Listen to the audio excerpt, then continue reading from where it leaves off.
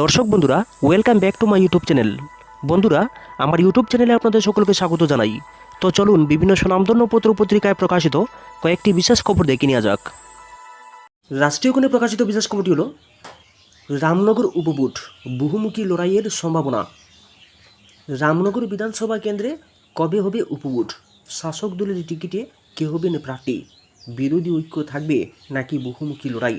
এই নিয়ে জোর চর্চা শুরু হয়েছে। রামনগর বিধানসভা কেন্দ্র থেকে টিকিট পেতে নেতাদের মধ্যে শুরু হয়েছে দৌড়ঝাঁপ। বিজেপি দলের মুখ বেশ কয়েকজন, কিন্তু প্রশ্ন হলো এইবারের উপনির্বাচনে একের বিরুদ্ধে এক প্রার্থী নাকি বহুমুখী লড়াই? গত বিধানসভা নির্বাচনে এই কেন্দ্র থেকে বিরোধীদের সমর্থনে লড়াই করেছিলেন নির্দল প্রার্থী পুরুষোত্তম রায়বর্মন। প্রার্থী খুবই শক্তিশালী ছিলেন, কিন্তু ঠিকভাবে ভোটারদের তার প্রতীক চিহ্ন চেনাতে পারেননি। তাই লড়াইয়ের ময়দানে থেকেও তেমন লড়াই করতে পারেননি তিনি। সেই সময়ও বিজেপি নেতা তথা বিধায়ক সুরজিৎ দত্ত অসুস্থ ছিলেন, কিন্তু পুরুষোত্তম রায়বর্মনের মতো হেভিওয়েট প্রার্থীর সাথে লড়াই করার ক্ষমতা রয়েছে সুরজিৎ বাবুর। অসুস্থতা সত্ত্বেও তিনি একমাত্র প্রার্থী যিনি পুরুষোত্তম রায়বর্মনের সাথে লড়াই করার ক্ষমতা রাখেন। রাজ্য বিজেপি প্রথম দিকে শারীরিক অসুস্থতার কারণে সুরজিৎ দত্তকে প্রার্থী করবে না বলে সিদ্ধান্ত নিলেও পরবর্তী সময়ে পিছিয়ে গিয়েছেন। বিরোধীদের সম্মিলিত প্রার্থী পুরুষোত্তম রায়বর্মনকে দেখে বিজেপি ফের সুরজিৎ দত্তকেই টিকিট দিয়েছিলেন। এবার পুরুষোত্তম রায়বর্মনকে কি কংগ্রেস এবং সিপিএম সমর্থন করবে? আবার পুরুষোত্তম লড়াই করবেন কিনা তারও ঠিক নেই। কংগ্রেস চাইছেন রামনগর কেন্দ্র থেকে তারাই প্রার্থী দিতে।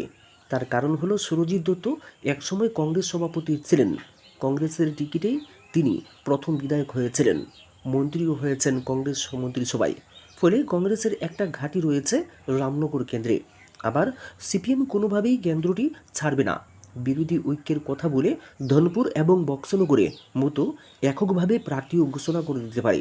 ফলে বহুমুখী লড়াইয়ের সম্ভাবনা রয়েছে রামনগর কেন্দ্রে। তাই যদি হয় তাহলে বিজেপি প্রার্থীর জয় অনিবার্য। এবার প্রশ্ন হলো, বিজেপির টিকিটে কে লড়াই করবেন? মুখ্যমন্ত্রীর প্রথম পছন্দ মেয়র দীপক মজুমদার।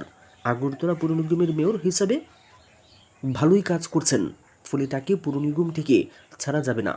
আবার বিজেপির নীতি রয়েছে এক ব্যক্তি এক পদ, ফলে কী করে তিনি বিধায়ক এবং মেয়র পদ আগলে রাখবেন? এই ক্ষেত্রে বিজেপি নেতাদের যুক্তি হলো, কলকাতার ধাঁচে মেয়র এবং বিধায়ক দুটি পদেই সামলাবেন দীপক মজুমদার, যেমনটা কলকাতার মেয়র ববি হাকিম। এই ক্ষেত্রে দিল্লি থেকে বিশেষ অনুমতি আনতে হবে। বিজেপিতে তা কোনোভাবেই সম্ভব নয়। দীপক মজুমদারকে রামনগর কেন্দ্র থেকে বিধায়ক করতে হলে মেয়রের চেয়ার ছেড়ে দিতে হবে। এই ক্ষেত্রে আগরতলা পৌর নিগমে শহর পরিচালনা করার মতো এইরকম যোগ্যতা সম্পন্ন লোকের অভাব রয়েছে। এই ক্ষেত্রে মুখ্যমন্ত্রী পুর নিগমের মেয়রকে ছাড়বেন কিনা সেটাই প্রশ্ন। মেয়রকে যদি রামনগর কেন্দ্র থেকে টিকিট দেওয়া না হয় তাহলে কাকে বেছে নেবে বিজেপি?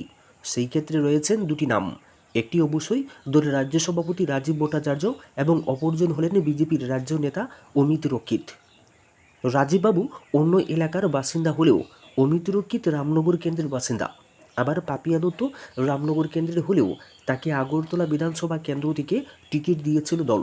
ফলে তাকে রামনগর এনে ফের টিকিট দেবে তা কল্পনা ছাড়া কিছু নয়। তবে বিজেপির কিছু রাজ্য নেতাদের বক্তব্য, এখনও প্রার্থী নিয়ে কোনো চূড়ান্ত সিদ্ধান্ত হয়নি। পুরো বিষয়টাই দিল্লির কাঁধে সঁপে দেওয়া হয়েছে। মথার এডিসিতে নিয়োগ দুর্নীতি। তিপ্রামতা পরিচালিত এডিসিতে বিভিন্ন দপ্তরে চাকরি নিয়ে বড় ধরনের অনিয়মের অভিযোগ উঠেছে। জনজাতিদের মধ্যেই একটি বিশেষ জনগোষ্ঠীকেই প্রাধান্য দিচ্ছেন বুভাগরার নেতৃত্বে দখল করা এডিসিতে, যাকে কেন্দ্র করে গোটা রাজ্যেই জনজাতিদের বিভিন্ন জনগোষ্ঠীর মধ্যে অসন্তোষ ধুমায়িত হচ্ছে। অসন্তোষ চলছে তিপ্রামতার মধ্যেও, বিশেষ করে রিয়াং, জমাতিয়া ও চাকমা জনগোষ্ঠীর যারা তিপ্রামতার নেতা কর্মী তাদের সিংহভাগই এডিসিতে নিয়োগ প্রক্রিয়া নিয়ে ক্ষুব্ধ। যে কোনো সময় ক্ষোভের বহিঃপ্রকাশ ঘটতে পারে বলে মনে করা হচ্ছে। তিপ্রামতা এডিসিতে ক্ষমতায় আসার পরেই স্বাস্থ্য দপ্তরে নার্স নিয়োগের উদ্যোগ নেওয়া হয়েছিল। সিদ্ধান্ত হয়েছিল 30 জন নার্স নিয়োগ করা হবে। সেই মোতাবেক 30 জনকে বাছাই করা হয়েছিল বিশেষ প্রশিক্ষণের জন্য।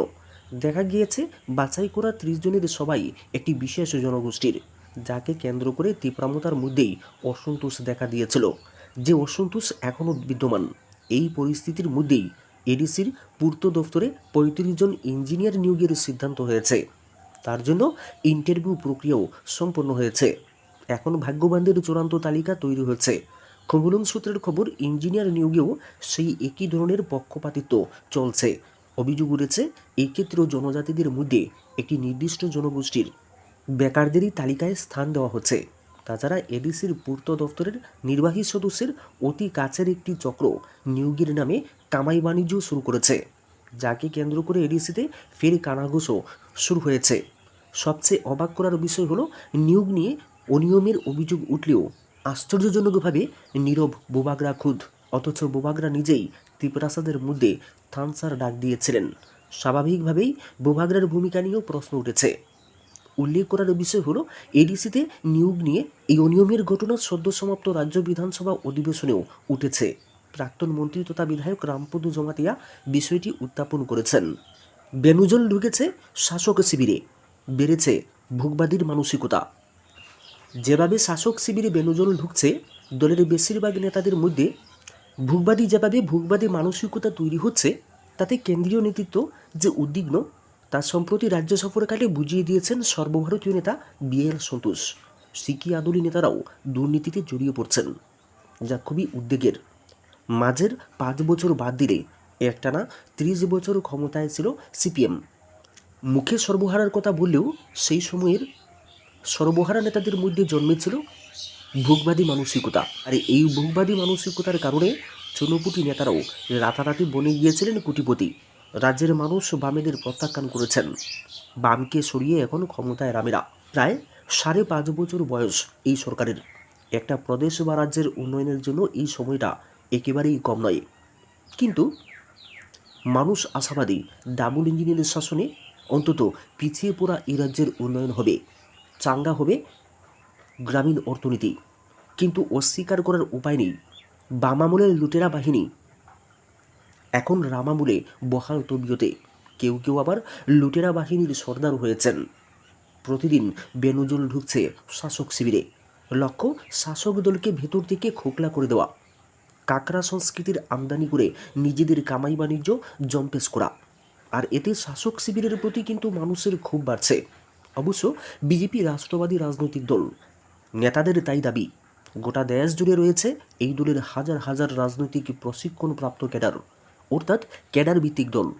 যেমন সিপিআইএম ক্যাডার ভিত্তিক বাম দল, যদিও মতাদর্শগত পার্থক্য আকাশ পাতাল।